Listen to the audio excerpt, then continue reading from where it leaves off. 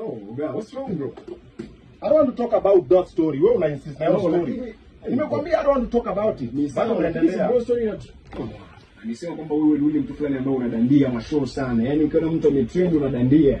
Ukiona mtu amedandia na trend kidogo unadandia na story kwa Musa. Wana vipi, let's do this thing. Tufanye kitu kwa pamoja. Tatizo lako unamlamua bro vipi? Bro, I don't want to talk about that story right now. Yeah.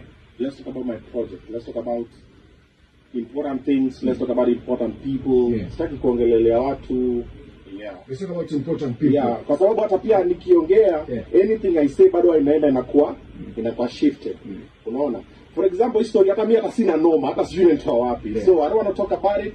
And even the guy himself who is offended is a bully. Si nini alitukananga Kamene akasema sijui Kamene amefanya nini? Halafu akisema mtu wake afanya hapo Bashambia anakasirika. Sio mimi nilisema hata. In fact I was just there and I was being told what people are saying online. It's not like even we sat down and said wacha tuongee kumhusu mtu.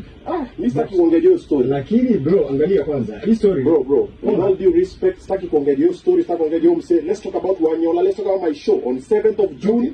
It's happening. Ununua ticket yako and tickets. Come and watch stand-up comedy. Talking about important people kama ulikuwa umeniambia, like the story of Namona nasema kwamba tusizungumzie. Bro, I don't want to talk. No, and you mean that guy maybe is not important? Bro, asante sana interview. Let's go. Oh, God, what's wrong, bro? I don't want to talk about that story. Wewe una insist na hiyo story. Nimekwambia I don't want to talk about it. Bado unaendelea. Story na jamaa vipi?